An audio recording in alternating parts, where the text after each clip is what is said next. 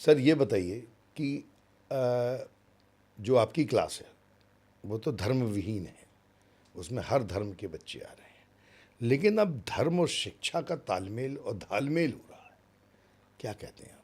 Sir, जिस प्रकार एक सिक्के के दो पहलू होते हैं, हेड्स एंड टेल, उसी प्रकार धर्म और शिक्षा भी एक दूसरे से जुड़ा हुआ है। आप सिक्के को छालेंगे, एक टर्न होगा तो दूसरा भी टर्न होगा।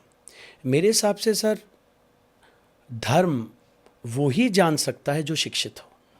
अब जिसको ऋग्वेद ही नहीं पता, जिसको पढ़ना ही नहीं जानता, जिसको ऋग्वेद के बारे में नहीं पता, वो speed of light in air कैसे बताएगा?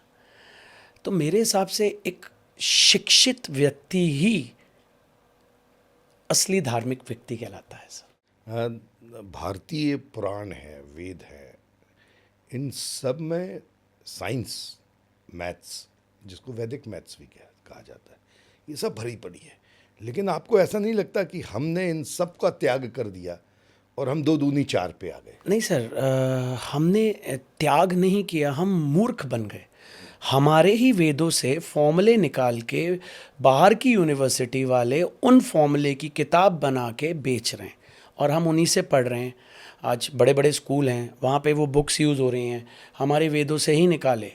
अब जैसे हमारे वेदों में एक श्लोक दिया, योजना नाम सहस्त्र द्वे द्वे शते द्वे च योजने एके निमिषाध्रेण क्रमण नमस्तुते। अर्थात हमारे सूर्य देवता जी 2202 योजन चल के हमारी धरती पे आते हैं और हम पे कृपा करते हैं। अब सर, यहाँ से speed of light in air निकाला गया, लेकिन हमारे भारत में ये पढ़ाया ही नहीं गया बच्चों को।